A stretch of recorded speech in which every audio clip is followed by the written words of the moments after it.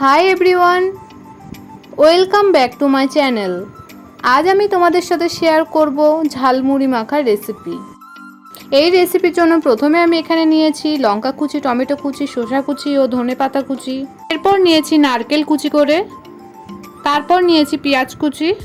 এরপর এখানে নিয়েছি আমি মটরগুলো আমি সিদ্ধ করে নিয়েছি। তারপর নিয়েছি কাঁচা ছোলা। এরপর নিয়েছি আলু সিদ্ধ, এখানে আমি দুটো আলু নিয়েছি। তারপর এখানে আমি একটি ভাজা মশলা তৈরি করে নিয়েছি। তারপর নিয়েছি চানাচুর আর ভুজিয়া। তারপর এখানে নিয়েছি আমি 5 বাটি মুড়ি। তারপর এখানে আমি যে যে উপকরণগুলো দেখালাম সেগুলো আমি দিয়ে দেবো।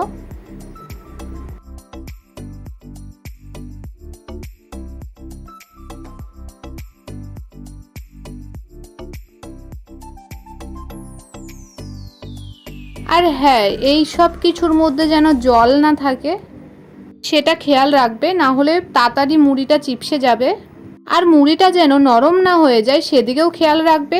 আর মুড়ি যদি নরম হয়ে যায় তাহলে তোমরা কড়াইয়ে একটু ফ্রাই করে নিতে পারো। এরপর এখানে দেবো আমি 1 চামচ বিট লবণ। তোমরা চাইলে নর্মাল লবণও দিতে পারো, কিন্তু নর্মাল লবণের থেকে বিট লবণের স্বাদটা একটু বেশি ভালো হয়।